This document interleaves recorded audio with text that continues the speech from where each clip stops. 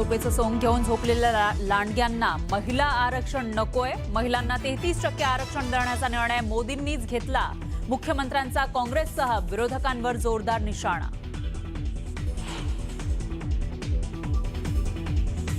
महिला आरक्षण विधेयकाच्या समर्थनार्थ मुंबईत महायुतीचा जनआक्रोश मोर्चा. जांभोरी मैदान ते वरळी डोम दरम्यान मोर्चा. महायुतीचे नेते मोर्चात सहभागी. मुख्यमंत्री म्हणतात, विरोधकांचे बुरखे फाडू. आम्ही हिंदू आहोत, तुम्ही काय आमचे बुरखे फाडणार. राम मंदिर संसद भवन उद्घाटन सोहळ्याला राष्ट्रपतींना का बोलावलं नाही ते आधी सांगा. ठाकरेंचा हल्लाबोल. अजितदादांच्या विमान अपघाताबाबत तुमच्यासारखी माझ्याही मनात शंका. सुनेत्रा पवारांचं मोठं विधान. तर दादांच्या अपघाताचं सत्य काय हे बाहेर आलं पाहिजे. सत्य बाहेर येईपर्यंत स्वस्थ बसणार नाही, मुख्यमंत्र्यांची ग्वाही.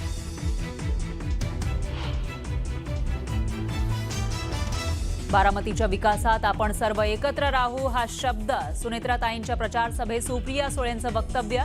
दादांच्या आठवणींना दिला उजाळा. मुख्यमंत्र्यांनी विरोधकांना दिलेल्या चॅलेंजनंतर राज्यातील 2 महिला नेत्या भिडल्या. चित्रा वाघ आणि रोहिणी खडसेंची सोशल मीडियावर जोरदार खडाजंगी.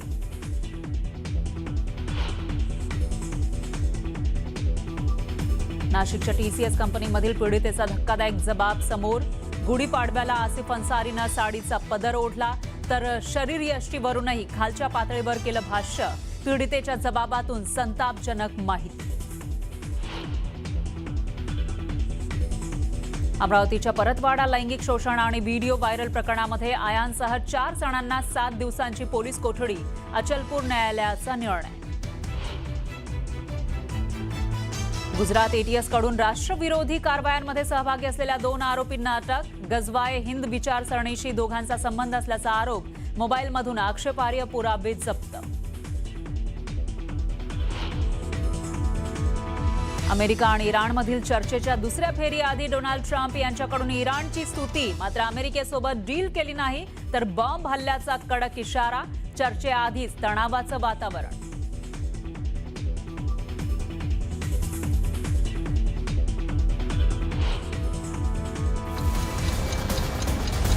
भाजपच्या महिला प्रदेशाध्यक्षा चित्रा वाघ यांनी शरद पवारांच्या राष्ट्रवादीच्या महिला अध्यक्षा रोहिणी खडसे यांच्यावर अत्यंत खोचक शब्दात टीका केली. तुतारीच्या बाजंत्रीच्या बुद्धीचा खडखडाट झालेला दिसतोय अशा शब्दात वाघ यांनी खडसेंवर हल्ला चढवला. त्याचं झालं असं, मुख्यमंत्री देवेंद्र फडणवीस आणि विरोधकांना महिला आरक्षणाच्या मुद्द्यावर चर्चेचं खुलं आव्हान दिलं. त्यांचं ते आव्हान खासदार सुप्रिया सुळेंनी स्वीकारलं.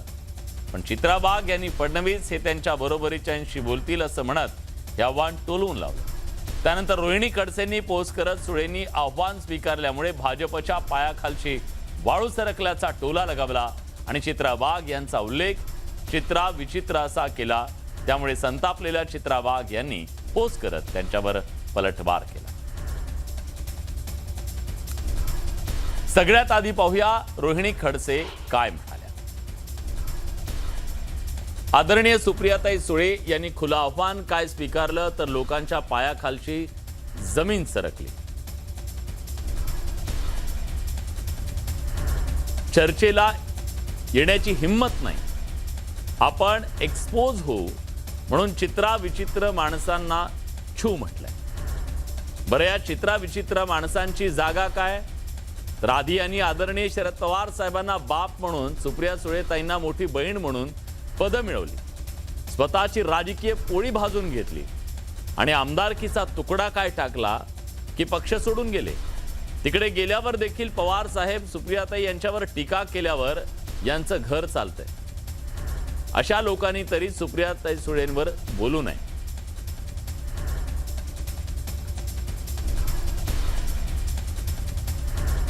तर या टीकेला मग चित्रा वाघ यांनी सुद्धा उत्तर दिलं. त्या काय म्हणाल्या बघा. तुतारीच्या वाजंत्रीच्या बुद्धीचा खडखडाट.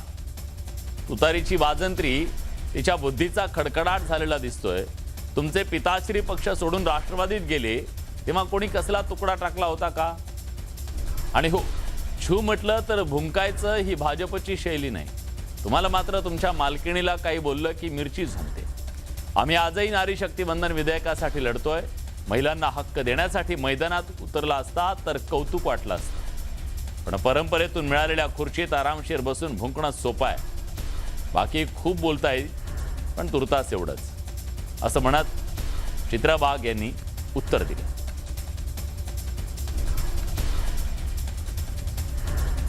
ठाकरेंच्या पक्षाच्या नेत्या सुषमा अंधारे यांनीही भाजपच्या नेत्या चित्रा वाघ यांच्यावर जोरदार निशाणा साधलाय. मी अगदी पत्रकार परिषदेच्या सुरुवातीला म्हटलं, छू म्हटल्याबरोबर चित्रविचित्र आवाज काढून भुंकणाऱ्या लोकांना उत्तर देण्यासाठी पत्रकार परिषद नाही. तुम्ही छू म्हटल्यावर त्यांनी काल सांगितलं की पवार साहेब म्हटले तर नाही, असं तुम्ही म्हणताय. याचा अर्थ तुम्ही प्रणिती शिंदे आणि सुप्रिया सुळे या दोघींचा अवमान करताय. कारण हे बिल संसदेतलं बिल, हे बिल महिला प्रतिनिधित्वाचं बिल, हे बिल महिलांच्या अधिकाराचं बिल, दोघीही संसदेत आहेत आणि दोघींनी तुम्हाला सांगितलं, दोघींनी उत्तरं दिली आणि दोघींच्या उत्तरांना तुम्ही नाकारता. याचा अर्थ तुम्ही महिलांना कमी लेखता, हा स्पष्ट अर्थ आहे. महिला आरक्षण विधेयकाच्या आडून मतदारसंघ पुनर्रचनेचा डाव होता, असा आरोप रोहित पवारांनी भाजपवर केला. त्याला भाजपचे प्रवक्ते नवनाथ बन यांनी उत्तर दिले. डिलिमिटेशन काय हे समजून घ्या. म्हणजे तुमच्या गावामध्ये एखादं ग्रामपंचायतचं इलेक्शन आहे, त्याचा जो वॉर्ड आहे तो वॉर्ड आपल्या मर्जीप्रमाणे तोडायचा. म्हणजे जो सत्ताधारी नेता आहे त्याचा कार्यकर्ता निवडून यावा यासाठी वेळवाकडा वॉर्ड जो गावात तोडला जातो, नगर परिषदेमध्ये तोडला जातो, महानगरमध्ये नगरपालिकेमध्ये तोडला जातो, जिल्हा परिषद पंचायत समितीमध्ये तोडला जातो, तसाच प्रभाग नाहीतर मतदारसंघ लोकसभेला सुद्धा तोडला जाणार आणि विधानसभेला तोडला जाणार. म्हणजे क्रिकेट खेळत असताना पिच आपल्या पद्धतीने बोलून घ्यायचं, जेणेकरून आपण बॅटिंग योग्य पद्धतीने करायची. असं 29चं प्लॅनिंग भाजपचं या माध्यमातून त्या ठिकाणी तिथं झालेलं आहे. 2029ची मॅच भारतीय जनता पार्टी आणि NDA अलायन्स जिंकणारच आहे. त्यासाठी अशा पद्धतीची रणनीती करायची गरज नाही. 2019ला रोहित पवारजी आम्ही जिंकलो होतो, 2024ला देखील आम्ही जिंकलो होतो आणि 2029ला देखील पंतप्रधान नरेंद्र मोदीजींच्या नेतृत्वामध्ये पुन्हा आम्ही जिंकू. कारण तुम्ही नारी शक्तीचा अपमान केलाय, तुम्ही महिलांचा अपमान केलाय. दरम्यान महिला आरक्षण आतापासूनच लागू करा असं म्हणत उद्धव ठाकरेंनी भाजपला टोला लगावलाय. त्यावर शेलार यांनी काय उत्तर दिले जाणून घेऊया. महिला आरक्षण आम्ही होऊ दिलं नाही. अरे मी तर माझं स्टेटमेंट आहे, महिला आरक्षण आत्तापासून जाहीर करा, आत्तापासून करा. पण त्यावेळेला म्हणजे 2000 मला वाटतं 10 साली अरुण जेटली हे जे बोलले होते याच मला वाटतं याच विषयावरती रवीश कुमारांनी एक व्हिडिओ केलेला आहे. त्यांचं ते मुद्दामून बघा तुम्ही. दोन त्यांचे एपिसोड जे आहेत ते मुद्दामून बघा. राज्य पाहिजे, देश पाहिजे, कशासाठी पाहिजे?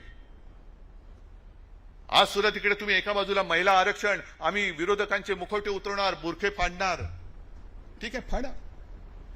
पण तिकडे बंगालमध्ये एकटी महिला ममता बॅनर्जी जी वाघिणीसारखी लढते, जिंकल्याच पाहिजेत त्या.